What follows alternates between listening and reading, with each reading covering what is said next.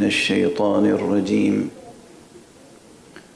بسم الله الرحمن الرحيم.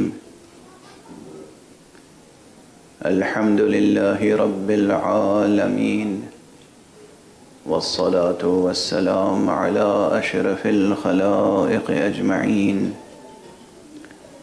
سيدنا وسيد الأولين والآخرين، حبيبنا وحبيب إله العالمين، إمام المرسلين وخاتم النبيين، أبي القاسم المصطفى محمد،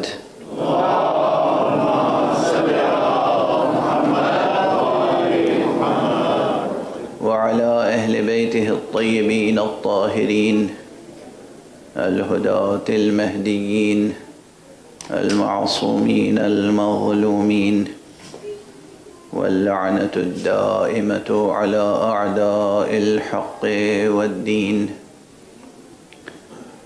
أما بعد، فقد قال الله تعالى عز اسمه في محكم كتابه ومتقن خطابه: بسم الله الرحمن الرحيم. إن في خلق السماوات والأرض واختلاف الليل والنهار لآيات لأولي الألباب. صدق الله العلي العظيم. اللهم صل على محمد وآل محمد. ایک اور بلند تر صلوات پڑھتے ہیں.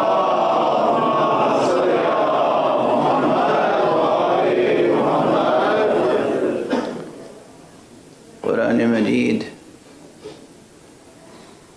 کہ جو کتاب علم و نور ہے، قرآن مجید کہ جو دستور حیات و بقا ہے،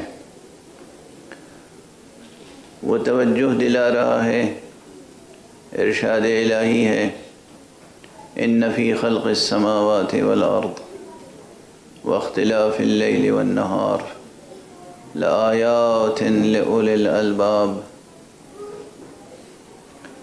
دیکھو، اس میں کسی شک کی گنجائش نہیں ہے. حقیقت یہ ہے کہ آسمانوں کی خلقت میں اور اس زمین کی خلقت میں اور روز و شب کی تبدیلیوں میں عقل مندوں کے لیے بڑی نشانیاں ہیں. ذہن انسانی، گزشتہ تقریروں میں میں نے عرض کیا، اس طرح بنایا گیا ہے کہ وہ جستجو کی خو رکھتا ہے.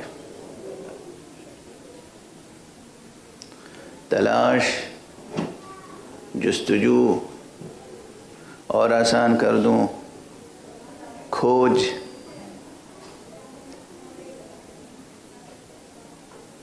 ریسرچ. جو کچھ اسے نہیں معلوم ہے وہ اسے جاننے کی کوشش کرتا ہے.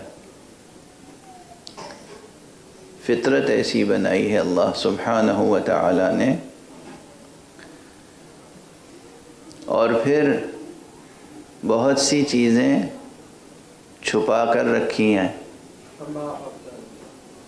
اور انسان کو چھپی ہوئی چیزوں کو منکشف کرنے کی خو دے دی اور کہا اب یہ جو چھپا ہوا خزانہ ہے اسے تلاش کرنے کی دوڑ لگاؤ. جو جتنا آگے نکل جائے گا اسے اتنا ہی انعام ملے گا. اسے کہتے ہیں رب کا انداز تربیت.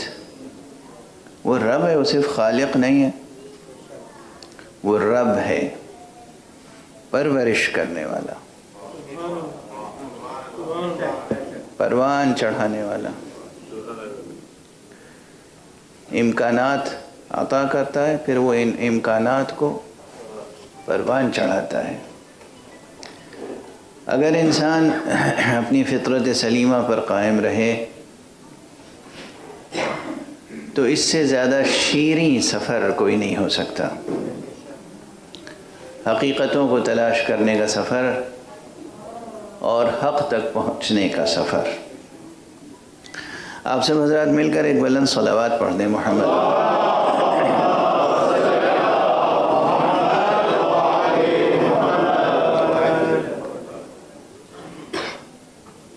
یعنی ساخت اس پورے عالم کی ایسی ہے کہ اس میں علم ہی علم بکھرا ہوا ہے، اور ساخت اس انسان کی ایسی ہے کہ یہ اس علم کو اپنے وجود میں سمیٹ سکتا ہے. کاش یہ بات محفوظ رہ جائے. آپ اس دنیا میں جو حوصلہ مند ریسرچرز ہیں، جن کی ہمتیں بلند ہیں اور تحقیق و جستجو کا ذوق رکھتے ہیں، ان کے سامنے کوئی مسئلہ رکھیے تو وہ یہ نہیں کہیں گے کہ میں نہیں جان سکتا. اگر سچا وہ ریسرچر ہے تو کہہ سکتا ہے کہ میں نہیں جانتا لیکن کوشش کروں گا اور مجھے یقین ہے کہ میں جان لوں گا. یہ جو ذہن اور قلب انسانی کی کیفیت ہے وجداناً، وہ اپنے کو ایسا پاتا ہے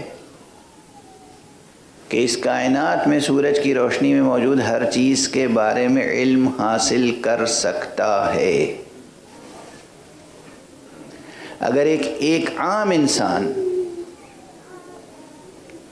وجداناً اپنے وجود کو ایسے امکانات اور ایسی صلاحیتوں اور ایسے استعدادات سے مالا مال پاتا ہے کہ وہ ہر شے کے بارے میں معلومات حاصل کر سکتا ہے، علم حاصل کر سکتا ہے، کشف کر سکتا ہے، ڈسکور کر سکتا ہے، تو پھر اس بات میں کسی شک کی گنجائش نہیں ہے کہ خالق متعال کوئی ایسا انسان بھی پیدا کر سکتا ہے کہ جس کو امام مبین کا لقب دے اور اس کے اندر پہلے ہی سے تمام علم کو ذخیرہ کر دے، محفوظ کر دے، اور اس کو اس منزل پہ پہنچا دے کہ وہ تمام عالم بشری، تمام ارباب عقول، تمام اولو الالباب کو خطاب کر سکے، سلونی سلونی قبل ان تفقدوا.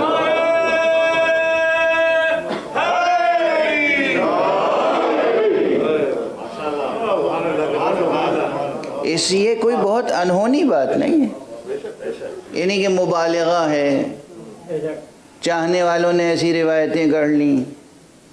نہیں، گڑھ لینے کا سوال نہیں پیدا ہوتا، مبالغے کا سوال نہیں پیدا ہوتا. تاریخ کا ایک سچا واقعہ ہے کہ کوئی ایسا بھی تھا جو ایک بار نہیں، دو بار نہیں، تین بار نہیں، بار بار منبر پہ آتا تھا، کہتا تھا سلونی سلونی، پوچھ لو مجھ سے، پوچھ لو جو پوچھنا چاہو،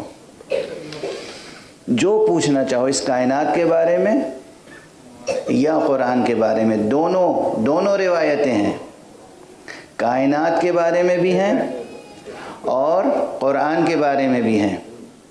جو کچھ، یہ دو الفاظ یاد رکھیے گا، ایک لفظ قل ہے، ایک لفظ کن. ایک لفظ قل، ایک لفظ کن. اللہ سبحانہ و تعالی جو کام خود کرنا چاہتا ہے وہ کن کہہ کر کرتا ہے، اور جو چاہتا ہے کہ آپ انجام دیں وہ قل کہہ کر انجام دلواتا ہے. اس کے قل کا مجموعہ قرآن ہے، اس کے کن کا مجموعہ کائنات. ایک صلوات پڑھ دیجئے محمد والے.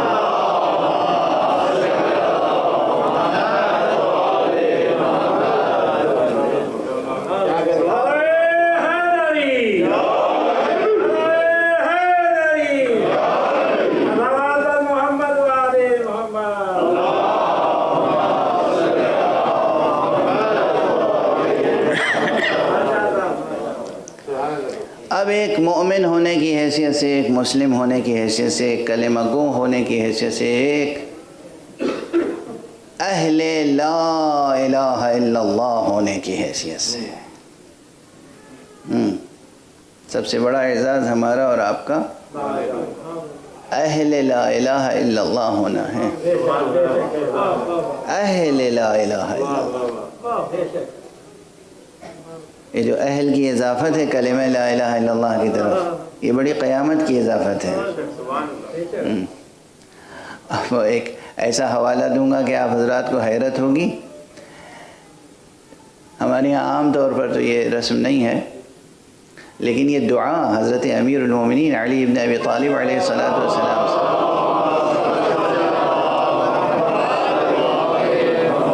مروی اور ماثور ہے،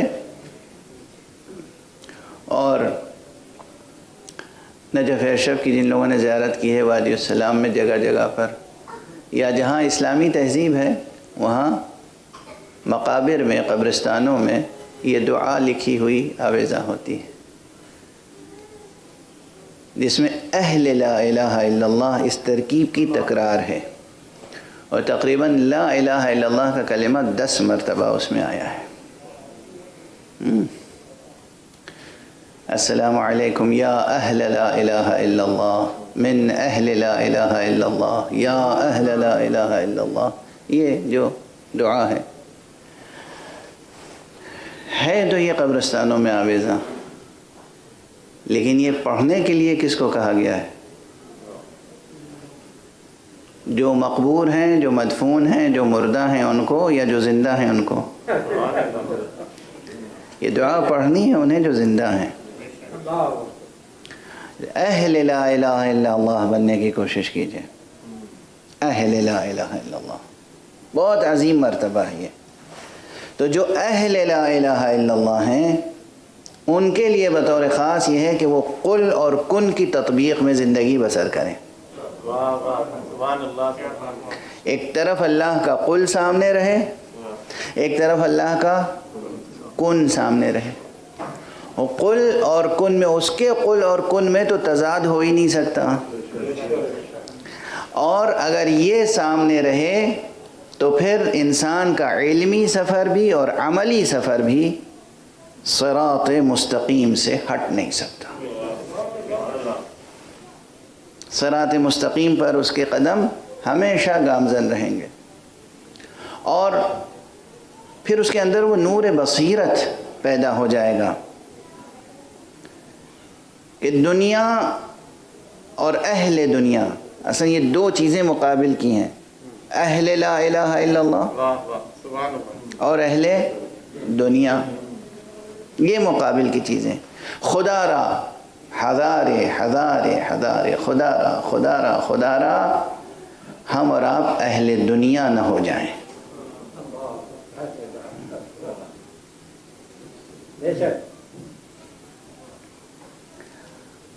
ہم آپ اہل دنیا نہ ہو جائیں۔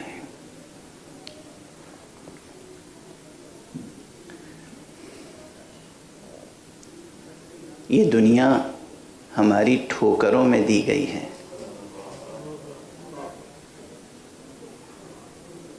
ہم اس قسم کے حشرات الارض نہیں ہیں جو زمین کے اندر زندگی بسر کرتے ہوں۔ ہمیں زمین کے اوپر زندگی بسر کرنے کے لیے موقع فراہم کیا گیا ہے۔ دنیا ہماری ٹھوکروں میں رکھی گئی ہے، اور دنیا ایک علامت ہے، صرف دنیا ایک کلمہ ہے جس میں سب ما سوی اللہ شامل ہے۔ جو کچھ غیر خدا ہے کائنات، سب دنیا ہے۔ اور ہمیں اور آپ کو کہا گیا کہ ہمیں اہل لا الہ الا اللہ بننا ہے۔ جو اہل لا الہ الا اللہ بن جاتے ہیں پھر ان کا مرتبہ کچھ اور ہوتا ہے، ان کے اختیارات کچھ اور ہوتے ہیں، ان کی شان کچھ اور ہوتی ہے، ان کے لیے پھر کوئی راز قدرت راز نہیں رہ جاتا۔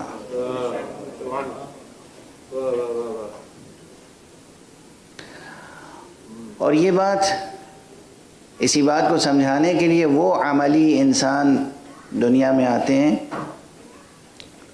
جو نبوت پہ فائز ہوتے ہیں، رسالت پہ فائز ہوتے ہیں، امامت پہ فائز ہوتے ہیں، ولایت پہ فائز ہوتے ہیں۔ نبوت کے بھی مراتب ہیں، رسالت کے بھی مراتب ہیں، امامت کے بھی مراتب ہیں، اور ولایت کے بھی مراتب ہیں۔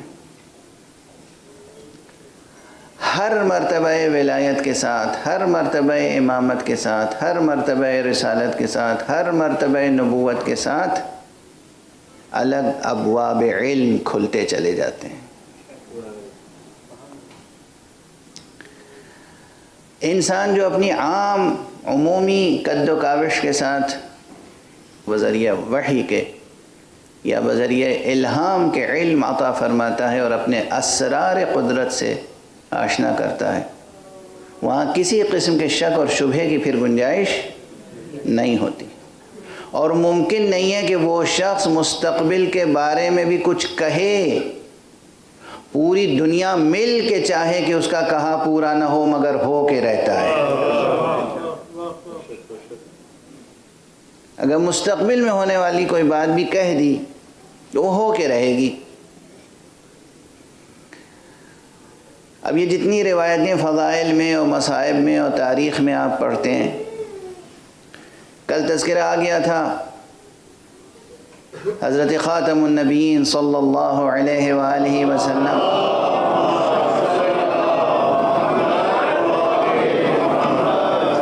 کے تعلق سے نزول وحی کا، پہلی وحی کو لوگوں نے کیا سمجھا، اور پہلی وحی جب نازل ہوئی تو اس کی تفسیر لوگوں نے کس طرح کی، نہ جانے کہاں کہاں سے روایتیں لے آئے۔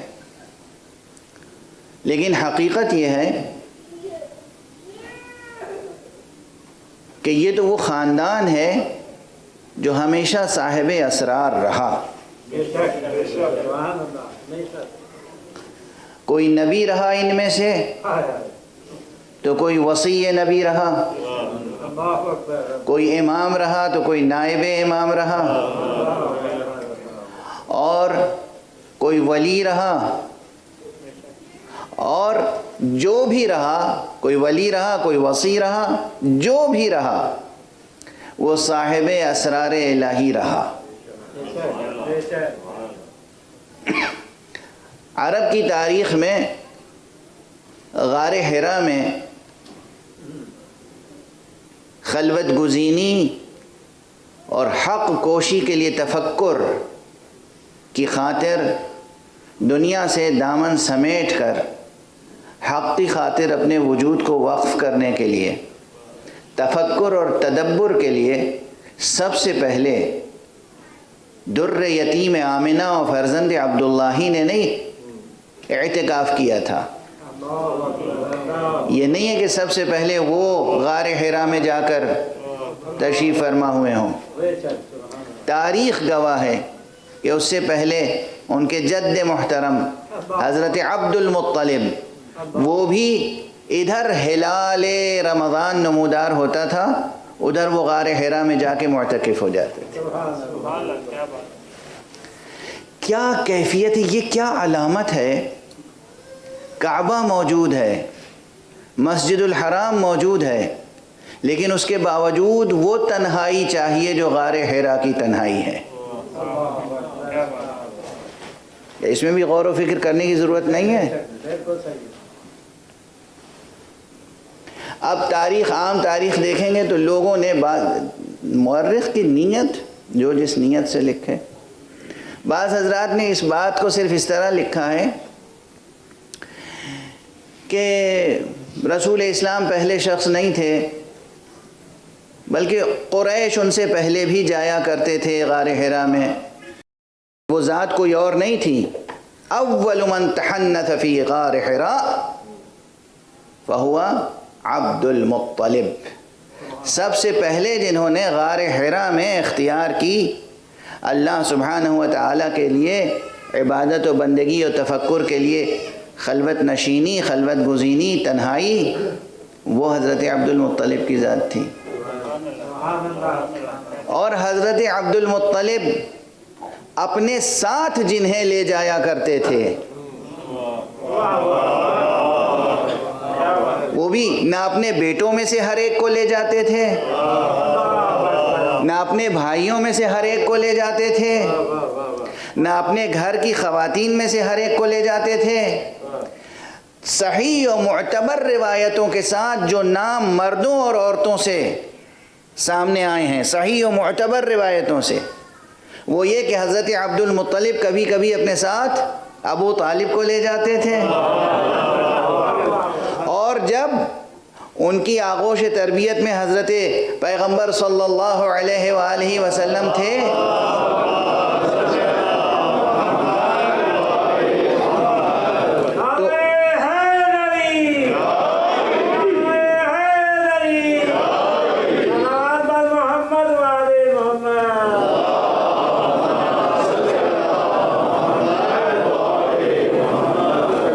تو حضور کو لے جاتے تھے، یعنی عبد المطلب علیہ السلام، ابو طالب علیہ السلام، حضرت صلی اللہ علیہ وآلہ وسلم، اور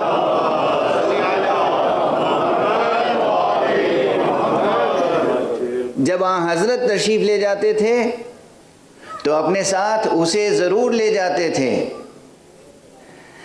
جس کو انہوں نے کسی اور کے ہاتھ سے نہیں، خانہ خدا سے حاصل کیا تھا۔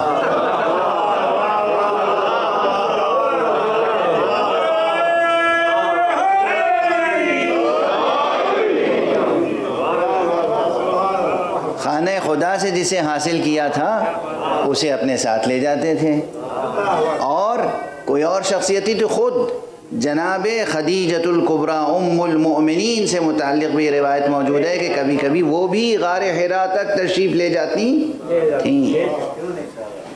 تو یہ وہ چند روشن نام ہیں جو تاریخ میں محفوظ رہ گئے۔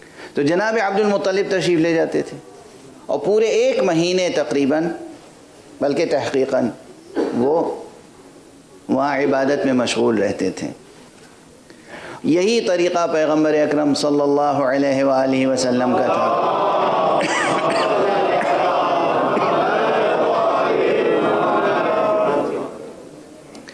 اور یہ غار حرا کا نام غار حرا ہوا کیوں؟ بغیر کسی شائبے کے، بغیر کسی میلان کے، بغیر کسی شک و شبہے کے، حق کوشی، حق کی جستجو اور حق کے انکشاف کے لیے سوچنا، فکر کرنا اور تدبیر کرنا، یہ ہے تحری۔ اور جہاں تحری کا مرکز ہو بس سمجھیے وہ ہے غار حرا۔ اب یہ میں ظاہر ہے کہ اس لیے عرض کر دیتا ہوں کہ جن حضرات کا عربی کا ذوق ہوگا اور جستجو کا شوق ہوگا تو ان کے لیے الفاظ کی تحقیق کے وسیلے سے معانی تک رسائی کی راہیں کھلیں گی انشاءاللہ۔ تو غار حرا یہ لفظ بھی معنویت رکھتا ہے۔ حرا، حرا حیرت سے نہیں تحری سے ہے۔ حرا حق کوشی کے لیے اپنے قلب و ذہن کو وقف کر دینا۔ اچھا جب حق کوشی کے لیے وقف کر دیتے تھے تو حق بھی اسرار منکشف فرماتا تھا۔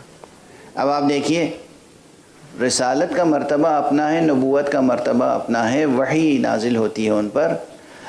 ہمارے عقیدے کے مطابق حضرت عبد المطلب پر کوئی وحی نہیں نازل ہوتی تھی، صاحب وحی نہیں تھے، نبی نہیں تھے، رسول نہیں تھے، مگر اس سلسلے میں ضرور تھے جو سلسلہ اوصیاء نبی ہے۔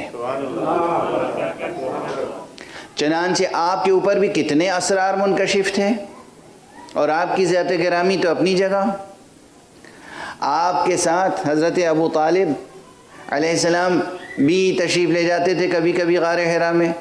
کس قدر اسرار سے آگاہ تھے حضرت ابو طالب، اسرار جو مستقبل میں ہونے والے واقعات ہیں وہ ان کے لیے آئینہ تھے، آئینہ۔ اب موضوع تو ظاہر سی بات ہے کہ بہت وسیع اور عمیق ہے، لیکن اس منبر پر اس مجمع کے سامنے انہی مطالب کے وسیلے سے بات کی جا سکتی ہے کہ جس سے آپ کی روحیں پہلے سے مانوس ہیں، آپ کے ذہن پہلے سے مانوس ہیں، ہرچند کہ آپ نے سنے ہوئے ہیں یہ واقعات، لیکن اس زاویے سے جب آپ سنیں گے تو معلوم ہوگا کہ یہ جہتیں بھی نکل سکتی ہیں۔ جناب عبد المطلب جناب ابو طالب یہ وہ شخصیتیں ہیں کہ یہ بھی حامل اسرار ہیں، اور انہوں نے جو اظہار کر دیا وہ ہو کے رہا، جو اظہار فرما دیا، جو اعلان فرما دیا وہ ہو کے رہا۔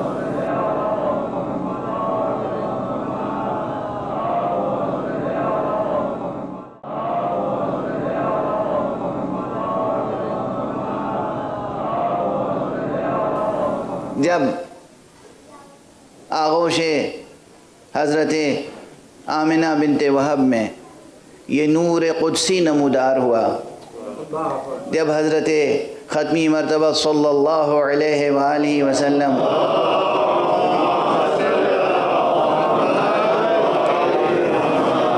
کی ولادت ہوئی تو بہت سی نشانیاں اللہ کی ظاہر ہوئیں، آیات الہیہ ظاہر ہوئیں، بہت سے اسرار منکشف ہوئے، بہت سے معجزات رونما ہوئے، مختلف انداز سے مختلف مورخین نے، محدثین نے اسے بیان کیا ہے۔ اور وہ خواتین کہ جو جناب آمنہ بنت وہب کے پاس تھیں اس وقت، ان میں سب سے بڑی تاریخی شخصیت تو حضرت فاطمہ بنت اسد کی تھی۔ حضرت فاطمہ بنت اسد نے ولادت نور ختمی مرتبت صلی اللہ علیہ وآلہ وسلم کے بعد آ کر ایک حیرت و استعجاب سے حضرت ابو طالب سے کہا، اللہ نے آمنہ کو کیسا لال عطا کیا ہے، کیسا حسین ہے، کیسا جمیل ہے، کیسا عظیم ہے، اور ایسا بیٹا عطا کیا ہے کہ جیسے ہی اس نے روئے زمین پہ قدم رکھا ایسا نور ساطع ہوا، ایسی روشنی ہوئی کہ سامنے کے حجابات ہٹتے چلے گئے، درمیان میں کوئی پردہ نہ رہا، نہ پہاڑ، نہ زمینیں، نہ زمان، نہ مکان، بصرہ تک کی عمارتیں نظر آ رہی تھیں۔ اور اس وقت جناب ابو طالب نے بغیر جبرائیل کا انتظار کیے ہوئے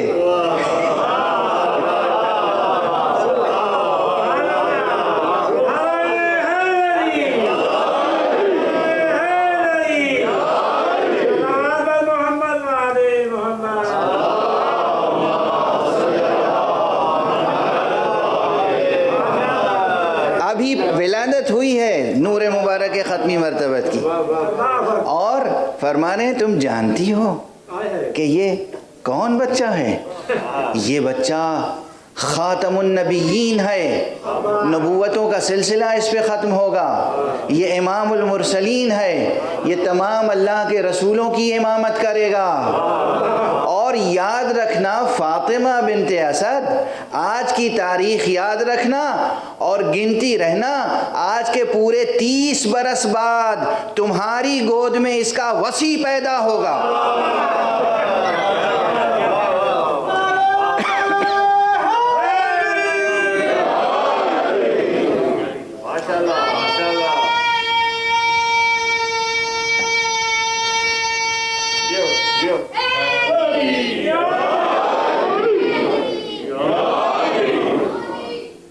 ایک بلندر صلوات پڑھ دیجیے۔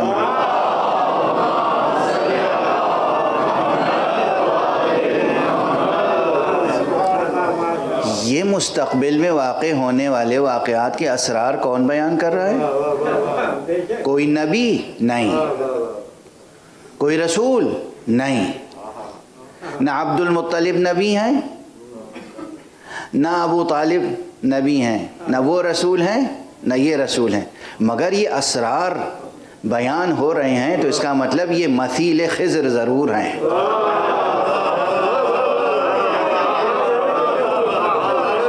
یہ تو ماننا پڑے گا کہ یہ مثیل خضر ضرور ہیں۔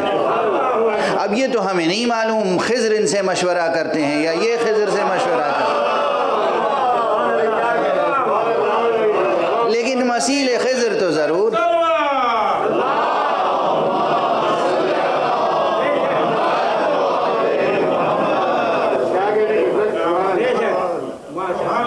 یہ حامل نبوت تو نہیں ہیں، یہ حامل رسالت تو نہیں ہیں، یہ حامل امامت تو نہیں ہے، مگر ممکن نہیں ہے کہ یہ اہل ولایت نہ ہو،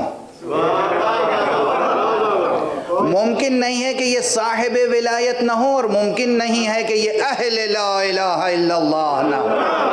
ایک صلوات پڑھ دیجئے محمد وآلہ۔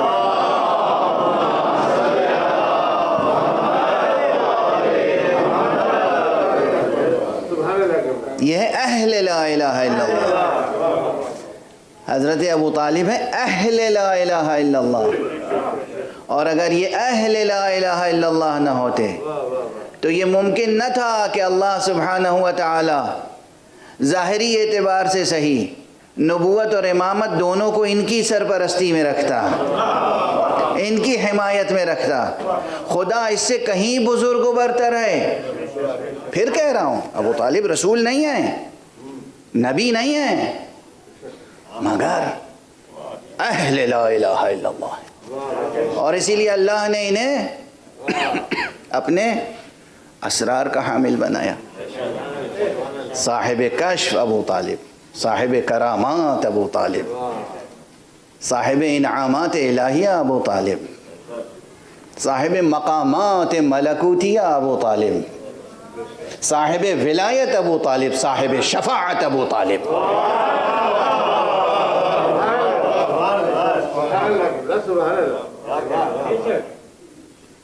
اب یہ روایت میں دوسری مجلس میں پڑھ چکا ہوں، لیکن جی چاہ رہا ہے کہ آپ کو بھی سنا دوں۔ ایک صلوات پڑھ دیں محمد۔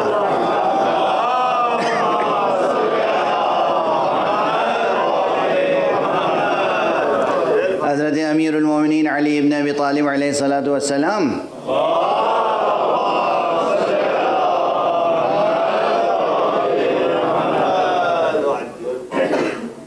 شہر کوفہ میں ایک مقام تھا بہت وسیع، کھلا ہوا اور بلند، جسے کہتے تھے رحبہ، رحبۃ الکوفہ۔ وہاں تشریف فرما تھے اور مجمع لگا ہوا تھا، اور آپ کا ممبر نصب تھا، اور آپ خطبہ ارشاد فرما رہے تھے۔ ایک شقی نے چاہا کہ دل مولا علی کو ٹھیس پہنچائے۔ اس نے کہا، یا علی، آپ کی یہ منزلت ہے جہاں آپ فائز ہیں، وہ بھی منزلت سے مراد اس کی کیا رہی ہوگی؟ یعنی خلافت، جو علی کی نظر میں کیا ہے؟ مولا کی نظر میں کیا ہے؟ یہ خلافت دنیا آپ کی ٹوٹی ہوئی جوتی سے بھی کمتر۔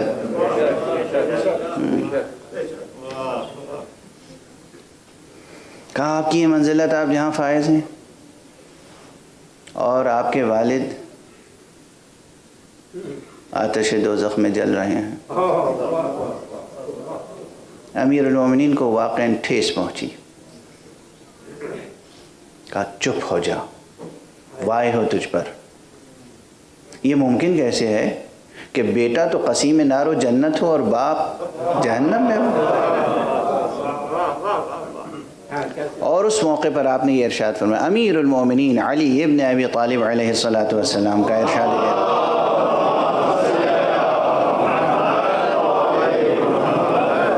کہ اگر روز قیامت ابو طالب اس کرۂ ارض کے، اس دنیا کے تمام گنہگاروں کی شفاعت کریں تو بعید نہیں ہے کہ پروردگار ان کی شفاعت سے ہر گنہگار کو بخش دے۔ کون؟ رسول اللہ نہیں، امیر المومنین خود نہیں، حضرت زہرا نہیں، حسن و حسین نہیں، یہ جناب ابو طالب کا مرتبہ ہے، یہ جناب ابو طالب کا مرتبہ ہے۔ اس کے بعد فرمایا کہ ابو طالب کو پروردگار وہ نور عطا کرے گا روز قیامت کہ تمام خلقت ان کے نور سے، ان کے نور کے آگے بے نور ہو جائے گی، سوائے 5 انوار کے، سوائے نور محمد و علی و فاطمہ و حسن و حسین۔ یہ نور ممتاز ہوں گے، یہ نور درخشاں تر ہوں گے، لیکن ابو طالب کے نور کے آگے اور کوئی نور ایسا نہیں ہوگا، کوئی شخصیت ایسی نہیں ہوگی جو نمایاں ہو سکے۔ یہ ہے نور ابو طالب۔ اگر ابو طالب کا وجود اتنا نورانی نہ ہوتا تو ان کی آغوش میں 2 نور پروان نہ چاہتے۔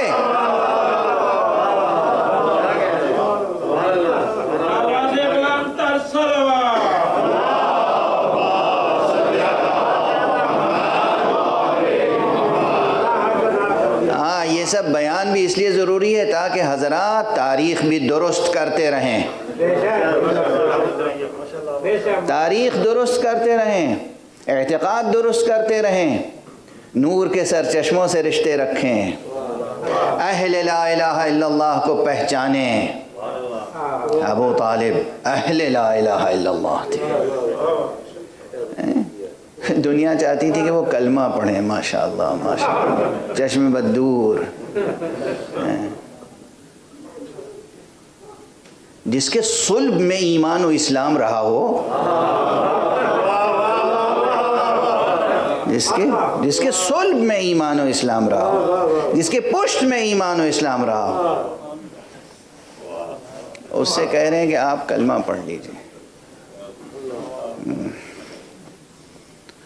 جس کا سکوت بیان ہو اور جس کی تقریر قرآن ہو، اس شخصیت کی کوئی ثناخوانی کر سکتا ہے؟ جس کا سکوت بیان ہو، جس کی تقریر قرآن ہو۔ میں عرض کر چکا، حوالہ دے چکا نا کہ جب خطبہ دیا تو الحمدللہ رب العالمین کا الحمدللہ قرآن ہے یا نہیں؟ جس کا سکوت بیان ہو، جس کی تقریر قرآن ہو، وہ اہل سخن اہل لا الہ الا اللہ ابو طالب ہے۔ جس کی زبان مبارک سے نہ جانے کتنے اسرار منکشف ہوئے۔ من جملہ ان کے ایک یہ تھا کہ جب رسول اللہ کی ولادت ہوئی تو اسی وقت فرما دیا یہ آخری رسول ہیں، یہ خاتم النبیین ہیں، یہ امام المرسلین ہیں، یہ سید المرسلین ہیں، یہ صادق و امین ہیں، اور ان کا جانشین، ان کا وصی، ان کا ولی فاطمہ بنت اسد پورے 30 برس کے بعد تمہارے آغوش میں آئے گا، تم اس کی ماں بنو گی۔ یہ اس وقت ارشاد فرما رہے ہیں۔ اور جہاں علم ہوتا ہے، علم کا اظہار ایک ایک ادا سے ہوتا ہے۔ اس دور میں انتہائی، جسے کہنا چاہیے کہ مصائب و آلام کے دور میں بھی حضرت ابو طالب کا اطمینان بتاتا تھا کہ کون صاحب اسرار ہے، کون صاحب علم ہے، کون صاحب ولایت ہے، اور کون اہل لا الہ الا اللہ ہے۔ اس لیے بس اختتام پر آج یہ ایک جملہ چھوٹا سا کہہ دوں۔ ہمارے شعراء، ہمارے ادبا، ہمارے خطبہ عموماً ایمان ثابت کرنے پر بڑا وقت صرف کرتے ہیں اور دلیلیں لاتے ہیں۔ حضرت ابو طالب مومن تھے، ایمان لے آئے تھے، اس کی یہ دلیل ہے، یہ دلیل ہے، یہ دلیل ہے۔ افسوس کی بات ہے، یہ سب وقت کا ضیاع ہے۔ اور یہ بحث کرنا کہ حضرت ابو طالب ایمان لے آئے تھے یا نہیں لائے تھے، یہ سوء ادب ہے، یہ جسارت ہے، یہ گستاخی کی باتیں ہیں، یہ گستاخی کی باتیں، یہ سوء ادب ہے محضر حضرت ابو طالب میں۔ آپ اس کے ایمان پر سوالات اٹھائیں جو ان کو بھی ولی نہ سمجھتا ہو۔ یہ صاحب ولایت تھے اور صاحب شفاعت تھے، یہ صاحب ولایت تھے اور صاحب شفاعت تھے، یہ صاحب ولایت ہیں اور صاحب شفاعت ہیں۔ ایک صلوات پڑھ دیجئے محمد وآلہ۔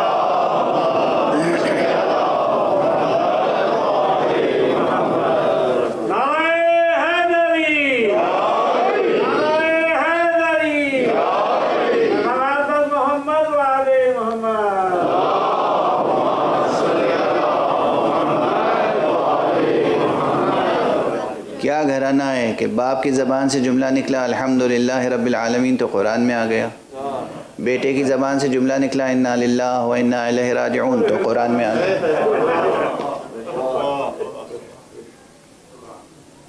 اب یہ تو مکرر عرض کر چکا ہوں آپ کے سامنے، اب دامن وقت میں گنجائش نہیں ہے، اس لیے کہ یہ مجلسیں ایام محرم کی مجلسیں ہیں۔ اہل دنیا نے اہل اللہ کے ساتھ ہمیشہ دشمنی برتی ہے۔ ابو طالب کے گھرانے کے ساتھ تو جیسے خاص دشمنی تھی، اہل دنیا، اہل سیاست، اہل مکر، اہل جور و جفا، اہل دغا، انہوں نے کیا کیا اذیتیں نہیں پہنچائیں اللہ والوں کو، اور خصوصیت کے ساتھ خانوادہ ابو طالب کو، جبکہ خانوادہ ابو طالب نے دنیا کے ساتھ کوئی ایسا حسن سلوک نہیں ہے جو نہ کیا ہو۔ خدا کی قسم ہم تو ان کے احسانات، جب اہل دنیا پہ جو ان کے احسانات ہیں وہ پڑھتے ہیں تو اس وقت بھی اشک بار ہو جاتے ہیں، بے اختیار آنکھوں سے آنسو بہتے ہیں۔ بہت کچھ تاریخ کے دھندلکوں میں سیرت حضرت ابو طالب کو چھپانے کی کوشش کی گئی، لیکن جو کچھ نشانات ہیں باقی، اولو الالباب انہی نشانات کے ذریعے سے اس تاریخ میں کھوئی ہوئی مظلوم ترین شخصیت کو ڈسکور کر سکتے ہیں۔ اور ان کی آل نے جو کچھ، ہمیشہ انہوں نے غلاموں کو آزاد کیا ہے، کبھی کسی کو غلام بنانے کی کوشش نہیں کی۔ یہ اور بات ہے کہ یہ ان کا حسن اخلاق تھا کہ کوئی ان کا غلام ہو جانے کے بعد آزادی چاہتا نہیں تھا۔ لوگ اپنی اپنی آزادیوں کے ساتھ غلام بنتے تھے۔ حضور کی سیرت یہی ہے۔ زید ابن حارثہ کے واقعات مشہور ہیں، حضرت نے خریدا، اس کے بعد زید کے والد آئے لینے کے لیے، حضرت نے کہا ہاں آپ چاہیں لے جائیں، زید نے انکار کر دیا، ہم نہیں جائیں گے، یہ ممکن نہیں ہے، آپ میرے والد ہیں بالکل بجا، مگر اب تو ہمارے آقا یہ ہیں، ہمارے آقا یہ اس لیے ہیں کہ انہی سے ہمیں آزادی ملی ہے، آپ نے ہمیں یہ جسمانی وجود بخشا، انہوں نے ہمیں روحانی وجود بخشا۔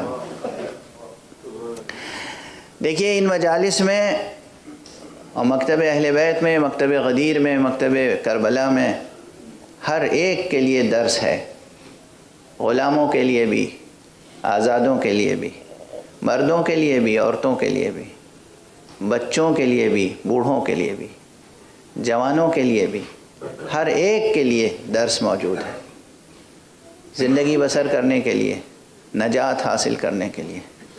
آپ ان کی سیرتیں پڑھیں، قرآن مجید کی تلاوت کریں، کائنات کا مطالعہ کریں، اپنے لیے بہتر سے بہتر راہ و روش زندگی کا انتخاب کریں۔ دیکھیں حضرت پیغمبر نے زید ابن حارثہ کو خریدا اور آزاد کر دیا، لیکن ہمیشہ زید ان کے ساتھ رہے۔ امیر المومنین، نہ جانے کتنے آپ نے غلام خریدے اور آزاد کیے، اور جن کو انہوں نے خرید کر آزاد کر دیا، ہر شخص ان میں سے اپنی جگہ ایک عظیم الشان تاریخ رکھتا ہے۔ میثم تمار، کل غالباً میں نے اشارہ کیا تھا ایک چھوٹا سا جملہ، میثم کسی کے غلام ہوا کرتے تھے، میثم کو خریدا، آزاد کیا اور اس کے بعد ان کی تربیت کی۔ ایسے ہی ایک نام اور ہے، حضرت علی بن ابی طالب نے ایک غلام خریدا تھا جس کا نام تھا جان، پھر اسے دے دیا اپنے دوست، اپنے چاہنے والے چہیتے ابو ذر کو، اس لیے وہ غلام ابو ذر مشہور ہو گئے۔ ہاں یہاں دو روایتیں، دوسری روایت کی طرف بھی اشارہ کر دوں تاکہ یہ نہ کہا جائے کہ اس کی طرف نظر نہیں ہے۔ ایک روایت یہ ہے کہ یہ جون، یہی جون جو کربلا میں جون تھے، یہ جون جب ابو ذر اسلام نہیں لائے تھے، ابو ذر اس وقت سے ان کے غلام تھے، یہ بھی ایک روایت ہے۔ یعنی گویا کربلا میں جون کی عمر کتنی ہوگی؟ کربلا کے شہیدوں میں سن کے لحاظ سے بزرگ ترین جو چند نام ہیں ان میں سے ایک جون ہے، یعنی غالباً جون کی عمر حبیب ابن مظاہر سے بھی زیادہ ہے، جون کی عمر مسلم ابن اوسجہ سے بھی زیادہ ہے، جون کی عمر بریر سے بھی زیادہ ہے۔ جون، ایک روایت یہ ہے کہ حضرت ابو ذر کے غلام تھے اس زمانے سے جب ابو ذر اسلام نہیں لائے تھے، جب ابو ذر مسلمان ہوئے جون بھی ساتھ میں مسلمان ہو گئے، جب تک ابو ذر زندہ رہے جون ابو ذر کے ساتھ رہے۔ دوسری روایت یہ کہ حضرت امیر المومنین علیہ السلام نے جون کو خریدا اور ابو ذر کو دے دیا، ہبہ فرما دیا۔ ابو ذر کے ساتھ رہے اور تاریخ اس کے آگے اسی طرح ہے۔ جب ابو ذر ربضے میں تھے وہاں بھی جون ان کی خدمت کر رہے تھے۔ ابو ذر کے ساتھ ساتھ ابو ذر کے تمام مجاہدات میں جون شریک رہے۔ جب ابو ذر دنیا میں نہ رہے اور ربضے میں شہید ہو گئے تو جون امیر المومنین کی خدمت میں واپس آ گئے، امام حسن مجتبیٰ کے ساتھ رہے۔ جب تک امام حسن مجتبیٰ رہے امام حسن مجتبیٰ کی خدمت میں رہے، اس کے بعد امام حسین کی خدمت میں آ گئے۔ امام حسین کربلا کی طرف روانہ ہوئے تو ساتھ میں جون بھی روانہ ہوئے۔ دیکھیں ان تمام واقعات میں، ان تمام تفصیلات میں جو ہم تیزی سے پڑھ دیتے ہیں، کتابوں کو پڑھیے اور زندگی بسر کرنے کے اسرار اور آداب سیکھیے، اسرار بھی اور آداب بھی۔ جب روز عاشورہ جنگ چھڑ گئی، کافی شہید ہو چکے، تو ایک مرتبہ جون آئے۔ آپ اندازہ کیجئے کیا عمر ہے جون کی، اندازہ کیا آپ نے؟ بزرگ ترین، یعنی بھویں بھی سفید ہیں، سر کے بال سفید ہیں، کمر خمیدہ ہے۔ آئے، یا حسین، یا ابا عبداللہ، یا ابن رسول اللہ، اجازت دیجئے میں بھی آپ کے اوپر اپنی جان نثار کروں۔ یہ گھرانہ اللہ کے اولیاء کا گھرانہ، انسان کامل، امام معصوم، حجت حق، سبت نبی امام حسین نے کہا جون۔ اب دیکھیے کہنے کا انداز، کہنے کا انداز، یہ نہیں کہا تم تو غلام ہو۔ دیکھیے الفاظ کیا ادب حسینی ہے، کیا اخلاق حسینی ہے۔ عموماً غلام آقاؤں کے ساتھ کس لیے ہوتے ہیں؟ تاکہ ان کی زندگی بھی عیش و عشرت سے بسر ہو جائے، سکون سے بسر ہو جائے۔ آپ نے فرمایا یا جون کنت معنا لعافیتک، تم تو ہمارے ساتھ اس لیے تھے تاکہ عافیت سے جیو۔ فلا تبتلی نفسک بطریقتنا، اب تم ہماری راہ و روش پہ چل کے اپنے کو زیادہ آزمائشوں میں نہ ڈالو۔ اللہ اکبر، یہ جملہ روز عاشورہ فرما رہے ہیں، ایک غلام سے فرما رہے ہیں تم اپنے کو آزمائشوں میں نہ ڈالو۔ اور یہ دیکھو کہ تم تو عافیت کوشی کے لیے تھے، عافیت کوشی، اپنی عافیت سے زندگی بسر کرنے کے لیے تھے۔ جون کی آنکھوں سے آنسو ابلنے لگے۔ اور اب یہ جون کا ادب ہے، اتنے دنوں تک سایہ عصمت میں رہے ہیں، اتنے دنوں تک پاکیزہ گھرانوں میں رہے ہیں، عجب انداز سے کہا یا ابن رسول اللہ، اے فرزند رسول، مجھے معلوم ہے میرا رنگ سیاہ ہے، میرا نسب نامہ معمولی ہے، میرے پسینے سے اور میرے لہو سے بدبو آتی ہے۔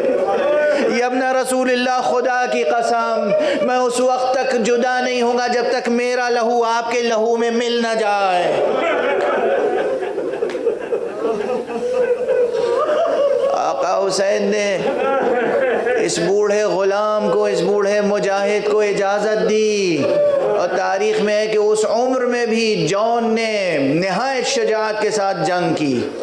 اور کیا اعزاز ہے، کیا اعزاز ہے۔ 72 شہیدوں میں بنابر مشہور 72 کی تعداد مشہور ہے، حالانکہ شہداء کربلا کی تعداد اس سے کہیں زیادہ ہے۔ ہر شہید کے لاشے پہ آقا نہیں تشریف لے جا سکے تھے، لیکن وہ چند لاشیں، وہ گنتی کے چند لاشیں جن لاشوں پر آقا حسین پہنچے ہیں ان میں سے ایک جون ہے۔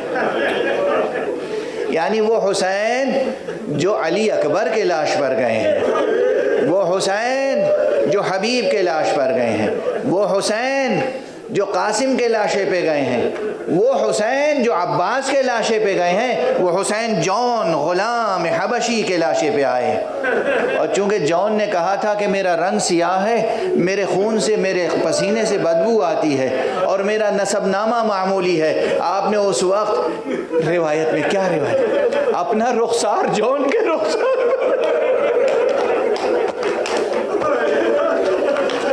کیا غلام نوازی ہے،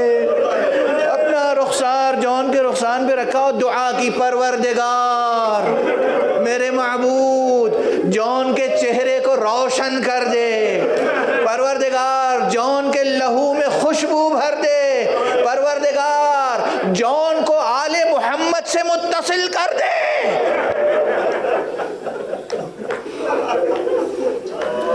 کیا کرم حسینی ہے۔ اور بس آخری فقرہ حسین کی دعا ہے، اور وہ بھی کس عالم میں دعا، بھوک کے عالم میں دعا، پیاس کے عالم میں دعا، اضطراب کے عالم میں دعا۔ اضطراب ظاہری اعتبار سے عرض کر رہا ہوں، ورنہ ظاہر ہے آقا حسین کو کبھی کوئی اضطراب لاحق نہیں ہوا۔ کیسے مصائب کے عالم میں دعا ہے، یوں بھی معصوم کی دعا کبھی رد نہیں ہوتی، لیکن مورخین اب یہاں لکھتے ہیں، ارباب مقاتل لکھتے ہیں، بنی اسد کے مخطوطات میں موجود ہے کہ اسی وقت دعا مقبول ہوئی۔ وہ جون جو غلام حبشی تھے، چہرہ ایسا درخشاں ہوا کہ جیسے نور ساطع ہو رہا ہو۔ اب میں اپنی زبان میں یہی کہوں کہ جیسے کوئی ہیرے کا ٹکڑا رکھا ہوا ہو اور اس پہ روشنی پڑ رہی ہو، کرنیں بکھر رہی ہوں، اور خوشبو اس طرح کی پیدا ہوئی کہ جیسے مشک کی خوشبو ہو۔ اور جناب جون کی تدفین کے لیے جس وقت آئے ہیں بنی اسد، انہوں نے جون کو اسی خوشبو سے پہچانا۔ اور روایت میں یہ بھی ہے، روایات میں یہ بھی ہے کہ جب لاشا وہاں سے اٹھا لیا گیا اور دفن کر دیا گیا گنج شہیدہ میں، تو ایک مدت تک اس مقام پر خوشبو باقی رہی جہاں جسم مبارک جون، شہید فی سبیل اللہ جون کا جسم جہاں تھا، اس خاک سے خوشبو آتی رہی۔ یہ ہے اہل اللہ کی زندگی، یہ ہے اہل اللہ کا جینا، یہ ہے اہل اللہ کا مرنا، یہ ہے اہل اللہ کی شہادتیں۔ کوشش کیجئے اہل اللہ کی فہرست میں آپ کا نام درج ہو جائے۔ پروردگار معبود ہمیں قرآن، معارف قرآن، علوم قرآن اور معارف اہل بیت سے آشنا فرما۔ پروردگار ہمارے جوانوں، بچوں اور اولو العزم افراد کو رازہائے قدرت سے آشنا فرما۔ پروردگار ملت اسلامیہ کو امت قرآن و امت اہل بیت و امت ثقلین بنا دے۔ پروردگار معبود روئے زمین پر تمام انسان آزمائشوں، فتنوں، وباؤں اور بلاؤں کے گھیرے میں ہیں۔ پروردگار فیضان کربلا کو عام فرما، فیضان غدیر کو عام فرما، فیضان ولایت کو عام فرما، فیضان اسلام و قرآن کو عام فرما۔ معبود اپنے ولی آخر کو اذن ظہور عطا فرما۔